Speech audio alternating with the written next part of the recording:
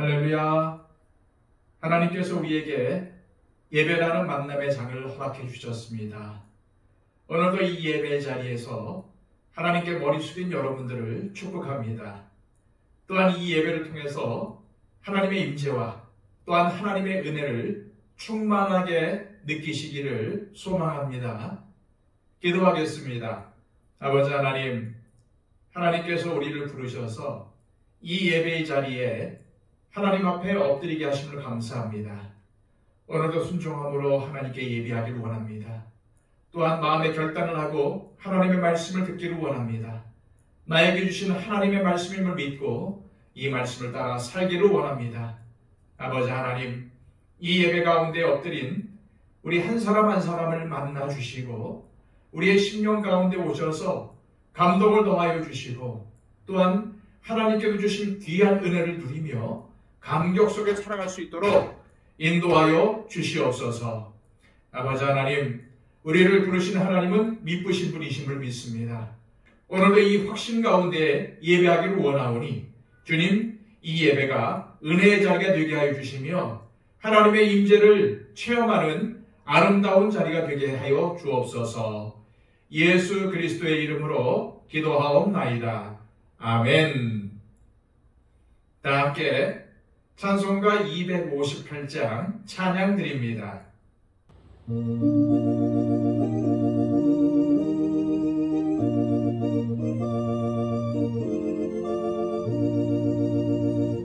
샘물과 같은 보혈은 주님의 피로다.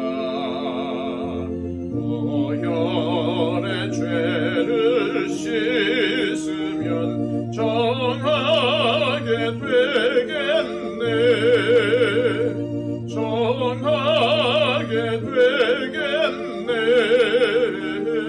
정하게 되겠네. 보혈의 피를 씻으면 정하게 되겠네. 저도적 회개하고서 보혈에 씻었네. 저도적 같은 이 몸도 죄 씻기 원하네. 죄 씻기 원하네. 죄 씻기 원하네. 저도적 같은 이 몸도 죄 씻기 원하네. 죄속함 받은 백성은 영생을 얻겠네. 샘솟듯하는 피권세 한없이 크도다. 한없이 크도다. 한없이 크도다. 샘솟듯하는 피권세 한없이 크도다. 날 정케하신 피 보니 그 사랑 하나 없네. 살 동안 받는 사랑을 늘 찬송하겠네. 늘 찬송하겠네. 늘 찬송하겠네. 살 동안 받는 사랑을 늘 찬송하겠네.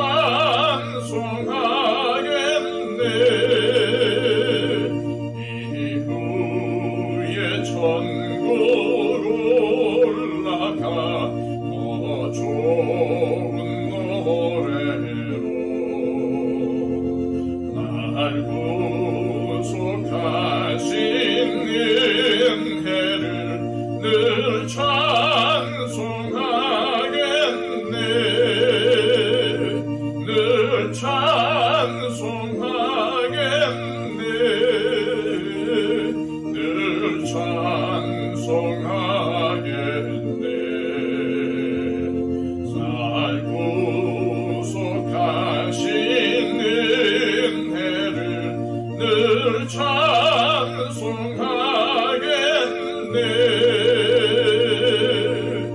아멘.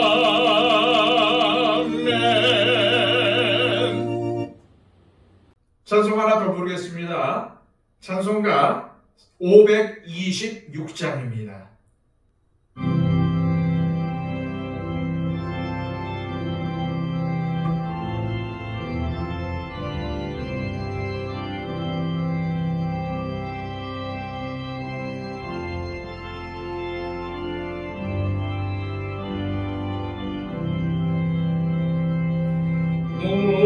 목마른 자들아 다 이리 오라.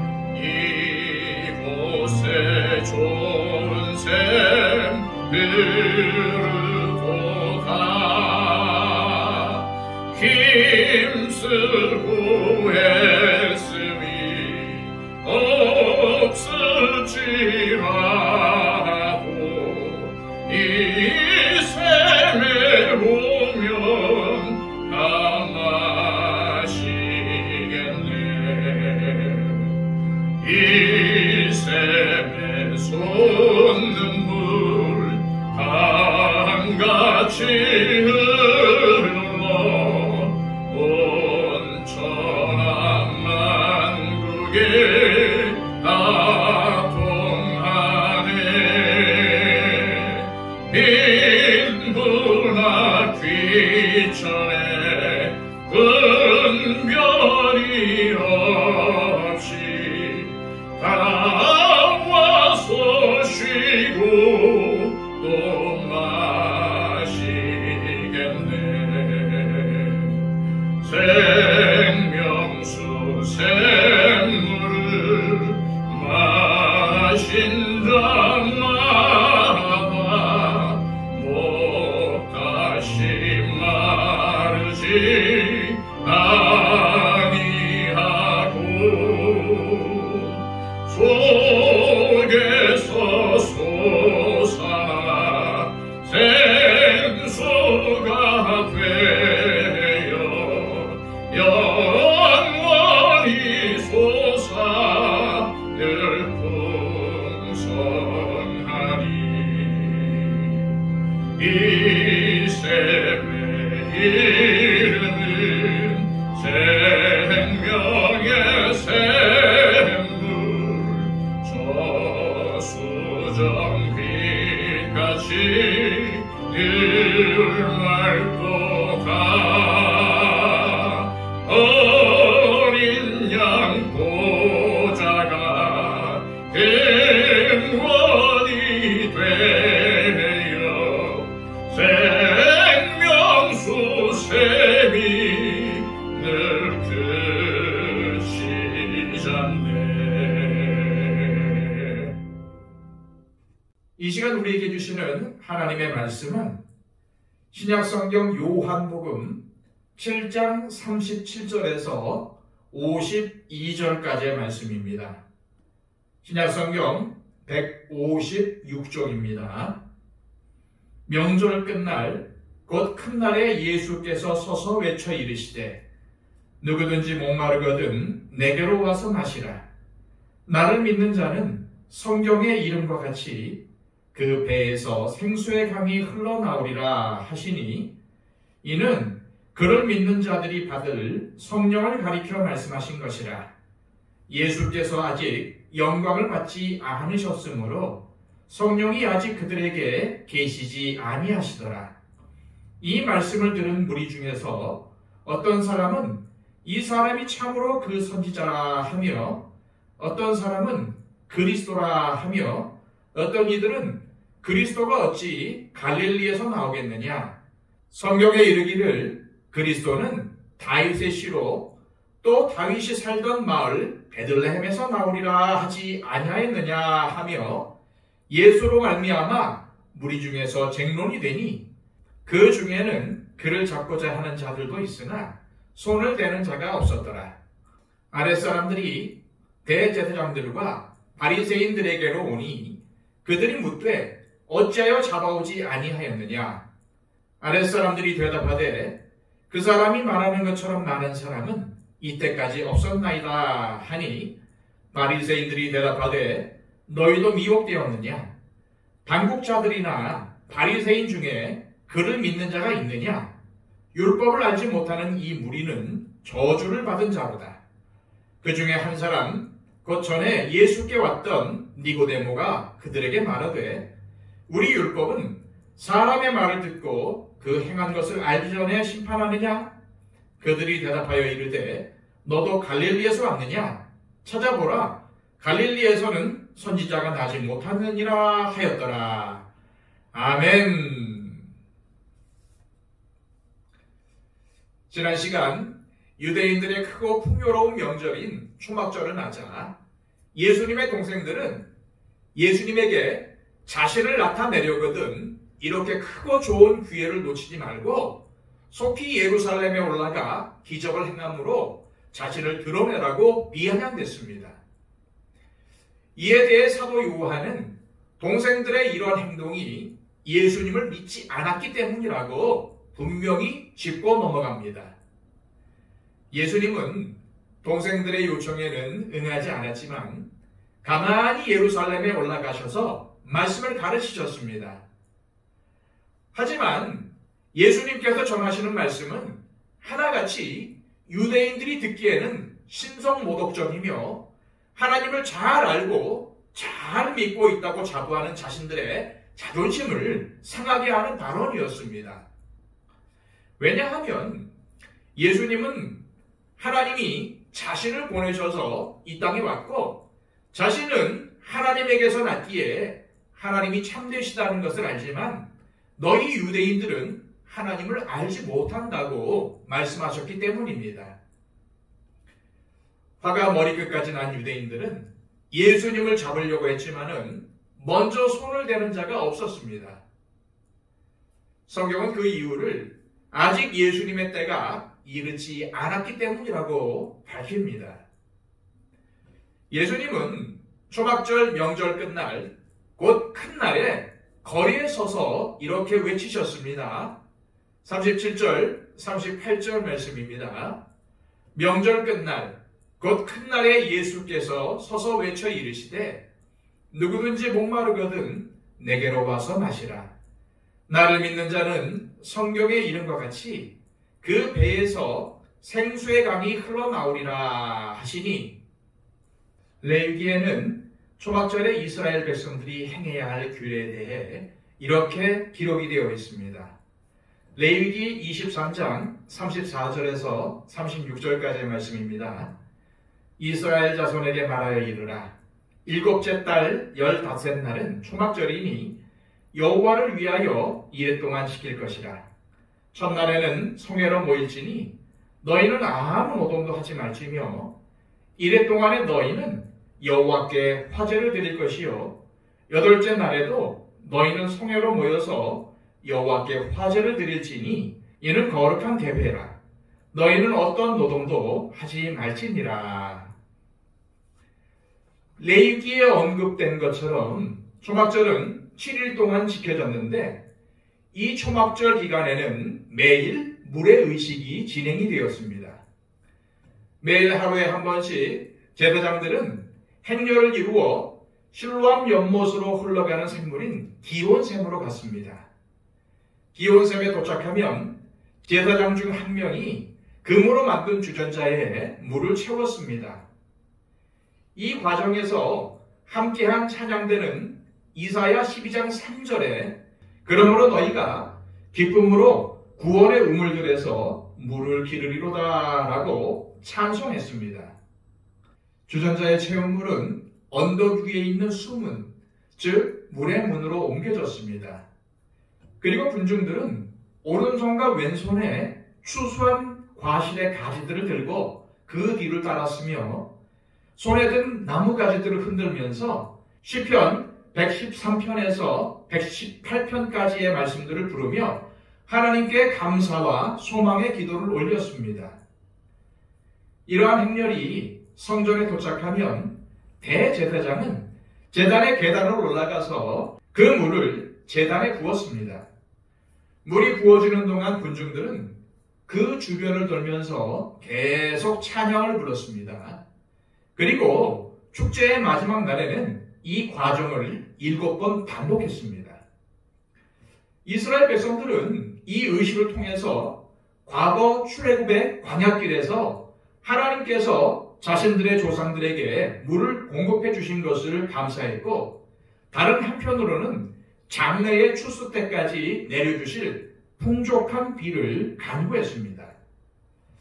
이처럼 물의 의식이 계속되었던 초막절에, 그리고 가장 큰 날인 명절 마지막 날에 예수님은 누구든지 목마르거든 내게로 와서 마시라. 나를 믿는 자는 성경의 이름과 같이 그 배에서 생수의 강이 흘러나오리라 라고 선포하신 것입니다. 사실 예수님은 당신을 믿는 자는 목마름을 해결할 수 있다는 약속의 말씀을 요한복음에서 여러 차례 말씀하셨습니다. 요한복음 4장 14절입니다. 내가 주는 물을 마시는 자는 영원히 목마르지 아니하리니 내가 주는 물은 그 속에서 영생하도록 솟아나는 샘물이 되리라. 여기서 예수님은 육체의 목마름을 말씀하신 것이 아닙니다. 예수님은 영혼의 목마름으로 인해 갈증을 느끼고 신음하는 사람들에게 일시적이 아니라 영원히 목마르지 않은 생명의 물을 주시겠다고 약속하셨습니다. 또 요한복음 6장 35절에서는 예수께서 이르시되 나는 생명의 떡이니 내게 오는 자는 결코 줄이지 아니할 터이요 나를 믿는 자는 영원히 목마르지 아니하리라 라고 말씀하시면서 영원히 줄이지 않고 목마르지 않은 생명의 떡과 물을 주시겠다고 약속하셨습니다.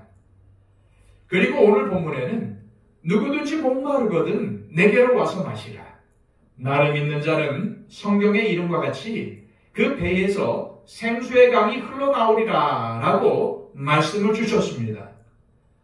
그렇다면 영원히 목마르지 않게 할 그 생수는 무엇을 의미하는 것일까요? 요한은 39절에서 예수님께서 말씀하신 그 생수가 무엇인지를 분명하게 가르쳐 줍니다.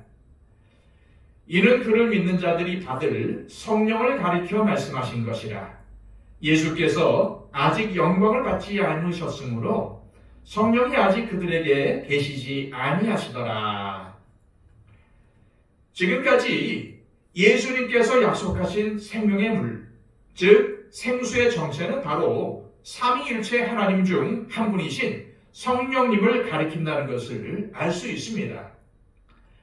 이 땅에 오신 예수님이 누구신지를 정확하게 알아본 사람이 바로 세례 요한이었습니다. 그 세례 요한이 예수님을 어떻게 소개했습니까? 요한복음 1장 33절, 34절입니다. 나도 그를 알지 못하였으나 나를 보내어 물로 세례를 베풀라 하신 그 이가 나에게 말씀하시되 성령이 내려서 누구 위에든지 머무는 것을 보거든 그가 곧 성령으로 세례를 베푸는 이인 줄 알라 하셨기에 내가 보고 그가 하나님의 아들이심을 증언하였노라 하니라. 세례 요한은 이 말씀을 통해서 자신은 물로 세례를 주고 있지만 예수님은 성령으로 세례를 주시는 분, 즉 성령을 선물로 주시는 분이시라고 소개를 했습니다. 그런데 여기서 한 가지 궁금한 것은 오직 예수님만이 성령으로 세례를 베푸실 수 있는 분이시지만 예수님이 이 땅에 계시는 동안에는 그 누구에게도 성령으로 세례를 주시지 않았다는 사실입니다. 요한은 그 이유를 이렇게 밝히고 있습니다. 예수께서 아직 영광을 받지 않으셨으므로 성령이 아직 그들에게 계시지 아니하시더라. 아직 예수님께서 영광을 받지 않으셨기에 그 누구도 예수님으로부터 성령을 받은 사람이 없었다는 의미입니다. 그렇다면 여기서 예수님이 영광을 받으신다는 것은 무엇을 의미하는 걸까요? 예수님이 영광을 받으신다는 말씀은 예수님께서 십자가에 달려 죽으심을 의미합니다. 예수님은 자신이 죽을 때에 아버지께서 영광을 받게 될 것이며 자신도 영광을 받게 된다고 말씀하셨습니다. 그래서 우리가 방금 읽었던 말씀을 이렇게 바꾸어 읽어도 의미가 통합니다. 예수께서 아직 십자가에 달려 죽지 않으셨으므로 아무도 성령으로 세례를 받지 못하였더라. 예수님은 성령님께서 이 땅에 언제 임하실 것인지에 대해서도 말씀하셨습니다. 요한복음 16장 7절입니다. 그러나 내가 너희에게 실상을 말하노니 내가 떠나가는 것이 너희에게 유익이라. 내가 떠나가지 아니하면 보혜사가 너희에게로 오시지 아니할 것이요 가면 내가 그를 너희에게로 보내리니. 무슨 말씀입니까? 예수님이 죽으셔야 보혜사, 즉 성령님을 보내주실 수 있다는 말씀입니다. 그럼 성령님이 정확히 언제 오셨습니까? 성령님은 예수님께서 십자가에 죽으시고 부활하신 후 50일이 지나고 나서, 즉 오순절에 이 땅에 임하셨습니다. 그렇다면 여기서 또 궁금증이 생기는 게, 왜 예수님은 이 땅에 계실 동안에는 성령을 주시지 않고 자신이 이 땅을 떠나가야지만 성령님을 보내실 수 있다고 말씀하셨을까요? 이에 대한 해답을 얻기 위해 우리는 먼저 예수님께서 이 땅에 오신 목적과 성령님께서 이 땅에 오신 목적이 서로 다르다는 것을 정확하게 이해해야 합니다. 예수님께서 이 땅에 오신 목적이 무엇이라고 생각이 되십니까? 예수님이 이 땅에 오신 목적은 우리 인간을 죄로부터 구원하기 위해서 오셨습니다. 즉 십자가에 달려 죽으심으로 죄로 인해 이미 죽은 인간의 죄값을 대신 갚아주시기 위하여 이 땅에 오신 것입니다. 그러나 성령님은 죄인을 위해서 죽으시려고 이 땅에 오신 것이 아닙니다. 성령님은 우리의 죄값을 대신 갚아주신 예수님을 우리 인간들이 믿어 구원받게 하시려고 오셨습니다. 그리고 그 구원받은 사람들과 함께 살기 위해서 오신 분이 바로 성령님이십니다. 그런 이유로 예수님이 우리 인간의 죄값을 다 갚아주신 십자가의 사건이 있기 전에는 성령님은 사람들의 마음속에 들어오실 수가 없으셨던 것입니다. 다시 말씀드리면 먼저 예수님께서 이 땅에 오셔서 우리 인간의 죄값을 십자가 위에서 대신 갚으시고 우리의 구주가 되셨습니다. 그런 이후에 성령님이 우리 안에 들어오셔서 거하실 수 있게 되었고, 그러한 이유로 우리가 성령님의 전, 곧 하나님의 성전이 된 것입니다. 고린도전서 6장 19절과 20절에서 바울은 이것을 잘 설명해 놓았습니다. 너희 몸은 너희가 하나님께로부터 받은 바 너희 가운데 계신 성령의 전인 줄을 알지 못하느냐. 너희는 너희 자신의 것이 아니라 값으로 산 것이 되었으니 그런즉 너희 몸으로 하나님께 영광을 돌리라. 이제 예수 그리스도의 대속의 은혜를 받은 우리의 주인은 내가 아니라 하나님이십니다. 그리고 성령님은 하나님의 소유가 된 우리 안에 들어와 계시므로 우리는 하나님의 성전이 되었다는 말씀입니다. 그렇다면 내가 예수님을 믿는다 또는 예수님을 영접한다는 것은 무엇을 의미하는 걸까요? 내가 예수님을 믿는다 또는 예수님을 구주로 영접한다는 것은 예수님께서 내 죄값을 십자가에서 다 갚으셨다는 것을 내가 믿고 확신하는 것입니다. 그리고 내가 그러한 확신을 갖게 될 때에 성령님께서 나와 함께 거하시려고 내 마음속에 들어오시는 것입니다. 이러한 사실이 요한계시록 3장 20절에 실감나게 묘사되어 있습니다. 볼지어다 내가 문 밖에 서서 두드리노니 누구든지 내 음성을 듣고 문을 열면 내가 그에게로 들어가 그와 더불어 먹고 그는 나와 더불어 먹으리라. 예수님께서 나를 위하여 하신 일을 내가 믿고 내 마음을 열면은 성령님이 내 안에 들어와 나와 함께 먹고 마시고 함께 거하시면서 나와 동행해 주시겠다는 약속의 말씀인 것입니다. 어떤 사람들은 성령님을 단순히 어떤 에너지나 기운으로 생각을 합니다. 그러나 성령님은 단순한 에너지도 기운도 아닌 지정의를 갖고 계신 인격체이시며 삼위일체 하나님이십니다. 그렇다면 성령님이 내 안에 들어오심으로 생기는 변화는 무엇일까요? 첫째, 하나님이시며 인격체이신 성령님께서 우리 안에 들어오시면 제일 먼저 내 영혼의 목마름이 해결된다는 것입니다. 사람들은 자신이 왜 이 땅에 존재하는지를 모르고 자신이 살아가야 할 인생의 목적과 의미를 모르고 살아갈 때에 영혼의 목마름을 느끼게 됩니다. 다시 말해서 내가 어디에서 와서 무엇을 하다가 어디로 가는지에 대한 분명한 해답을 모르고 살아갈 때 사람들은 영혼의 갈증을 느끼며 방황하게 된다는 말씀입니다. 진화론을 주장하는 과학자들은 이 진화론을 마치 과학적으로 증명이라도 된 진리인 양 가르칩니다. 진화론자들은 우연히 무생물이 아메바와 같은 단세포 생물로 진화했고 그 단세포 생물이 다세포 생물로 진화했으며 그것이 물고기로 진화했고 그 물고기가 땅 위로 나와서 네 발로 다니는 동물로 진화해서 결국은 사람에게까지 진화되었다고 주장합니다. 이러한 진화론을 받아들이면 사람은 우연히 만들어낸 존재이기 때문에 존재의 가치도 목적도 의미도 없는 것입니다. 그러나 진화론이 맞는 이야기입니까? 절대 아닙니다. 사람은 창조주 하나님께서 당신의 형상을 따라 만드신 고귀한 존재입니다.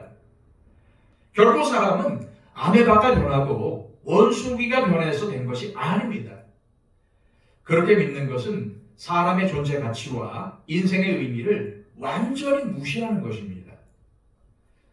사람은 자신이 하나님의 형상으로 지으심을 받은 존귀하고 가치 있는 존재임을 알게 될 때 비로소 자신에게 주어진 삶의 목적과 의미를 발견하게 됩니다.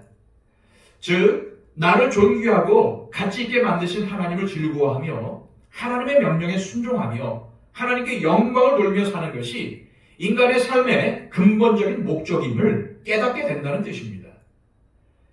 이러한 진리를 깨닫고 살아갈 때 우리 인생의 목마름이 해결되는 것입니다. 둘째, 성령님께서 내 안에 들어오시면 나와 함께 거하시면서 계속해서 나를 더 훌륭한 작품으로 만들어 가십니다. 미술가가 그림을 그리거나 조각을 할 때에는 그 모델이 있기 마련입니다. 성령 하나님도 나를 훌륭한 작품으로 만들어 가시기 위한 모델을 갖고 계십니다. 그 모델은 바로 예수 그리스도의 형상입니다. 그럼 구체적으로 예수 그리스도의 형상이란 무엇일까요? 바울은 갈라디아서 5장 22절에서 23절까지의 말씀을 통해서 예수 그리스도의 형상이 무엇인지 우리에게 알려줍니다.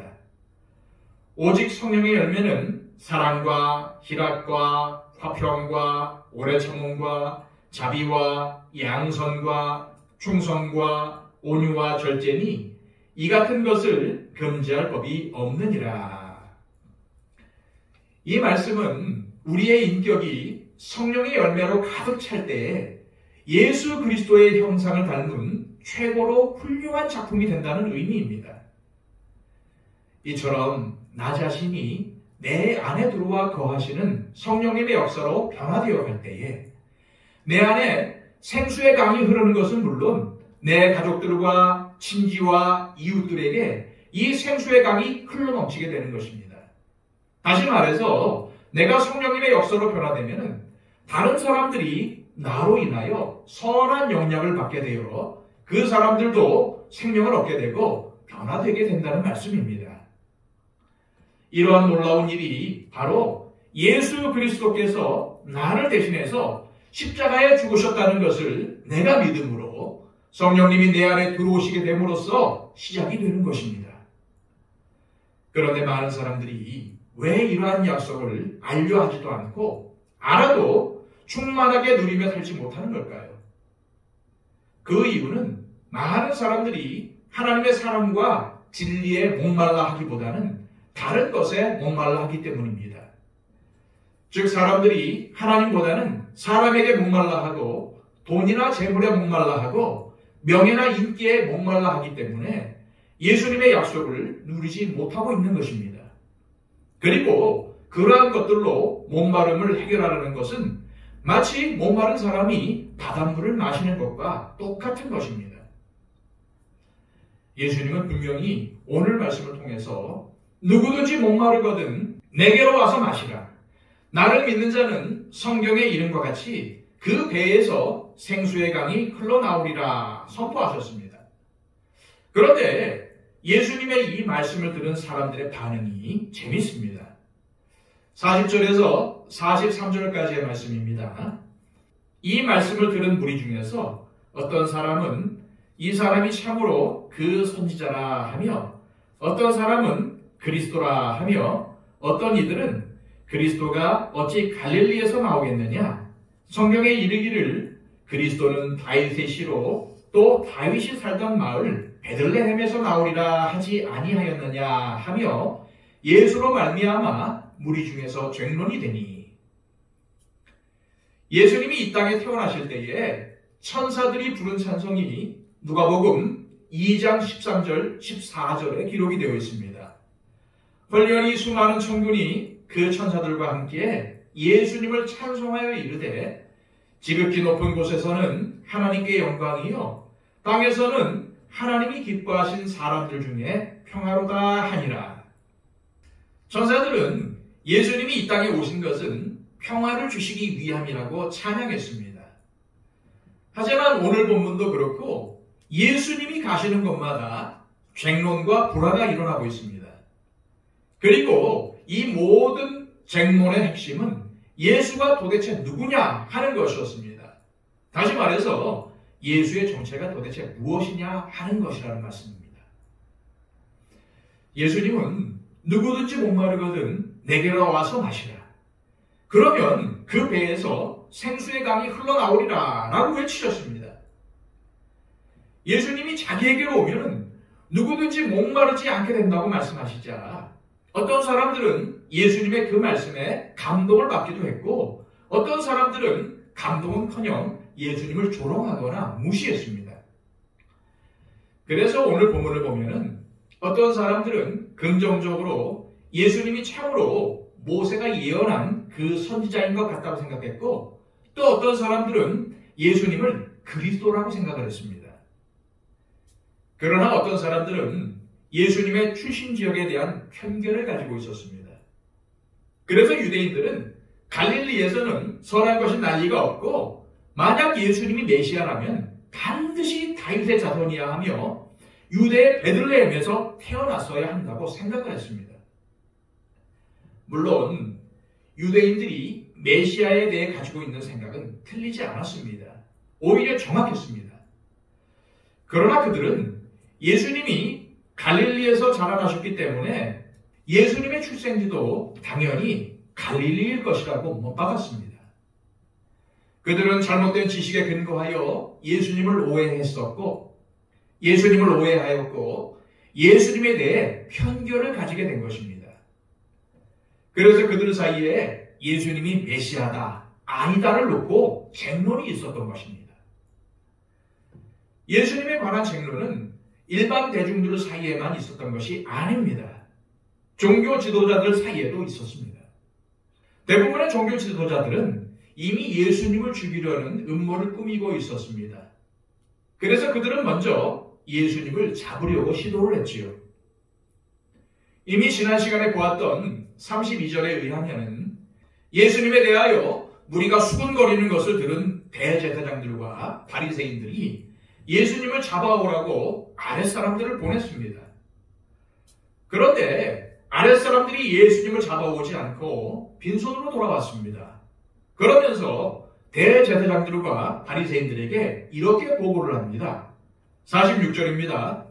아랫사람들이 대답하되 그 사람이 말하는 것처럼 말한 사람은 이때까지 없었나이다. 무슨 말씀입니까?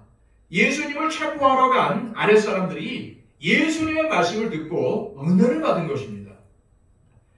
여기서 언급된 아랫사람들은 결코 무식한 사람들이 아닙니다. 그들은 비록 종교 지도자들의 아랫사람들이기는 했지만 그들 역시도 상당한 성경적인 지식을 가진 지식인들이었습니다. 이 지식인들 사이에서도 예수가 도대체 누구냐에 대한 쟁론이 있었다는 것을 알 수가 있습니다. 결국 유대인들의 예수님에 대한 반응은 크게 두 가지로 요약할 수 있습니다. 첫 번째는 예수님이 바로 모세가 예언했던 그 선지자이거나 메시아일 수 있다고 믿는 사람들이 있었는데 주로 대중들 중에 그렇게 믿는 사람들이 많았습니다. 두 번째는 예수님을 사람들을 속이는 거짓말장이요 사기꾼으로 생각하는 사람들이 있었는데 주로 종교 지도자들이 여기에 속했습니다. 이 종교 지도자들은 예수님을 긍정적으로 생각했던 사람들을 향해서 예수님의 거짓말에 속아 넘어간 사람들이라고 조롱했으며 율법을 제대로 알지 못하기 때문에 저주를 받은 사람들이라고 무시했습니다. 47절에서 49절까지의 말씀입니다. 바리새인들이 대답하되 너희도 미혹되었느냐? 당국자들이나 바리새인 중에 그를 믿는 자가 있느냐? 율법을 알지 못하는 이 무리는 저주를 받은 자로다. 여기서 너희도 미혹되었느냐라는 말은 너희도 속아 넘어갔느냐라는 뜻입니다. 그러나 누가 속은 것이고 누가 저주를 받은 것입니까? 생명을 주시는 예수님을 알아보지 못한 유대 종교 지도자들이야말로 마귀에게 속은 것이고 비록 성경을 잘 아는 성경에 대한 박식한 전문가들이었지만은 생명의 예수님을 믿지 못한 종교 지도자들이야말로 저주를 받은 사람들이 아니겠습니까? 예수가 누구냐라는 질문은 단지 예수님 당시에만 있었던 질문이 아니었습니다. 이 질문은 예수님이 돌아가신 이후에도 2000년 동안 계속되어 온 질문입니다. 교회 안에서의 질문이기도 했고 교회 밖에서의 질문이기도 했습니다. 그리고 이 질문에 내가 어떠한 대답을 가지느냐에 따라서 나의 길이 결정이 되는 것입니다. 예수님은 십자가에 달려 죽으셨지만 부활하셨습니다. 그리고 승천하셨습니다. 그 이후 예수님과 관련된 가장 심각했던 질문은 예수님이 사람이냐 아니면 하나님이냐라는 질문이었습니다. 그래서 어떤 사람들은 예수님도 인간의 혈통을 따라났으니 당연히 사람이라고 생각했으며 단지 차이가 있다면 도덕적으로 흠이 없는 사람이라고 생각을 했습니다. 반대로 어떤 사람들은 예수님은 하나님이시기 때문에 결코 사람일 수가 없다고 생각을 했습니다. 그래서 하나님이 잠시 사람처럼 보였을 뿐이고 십자가에서 죽기 전에 실제 예수님의 영은 몸에서 빠져나갔다고 생각을 했습니다. 어느 말이 맞는 것 같습니까? 둘 다 틀렸습니다. 예수님은 참 하나님이시며 동시에 참 인간이셨습니다. 이 말은 예수님이 50%는 하나님이시고 나머지 50%는 인간으로 이루어졌다는 의미가 아닙니다. 예수님은 100% 하나님이시며 동시에 100% 인간이라는 말씀입니다.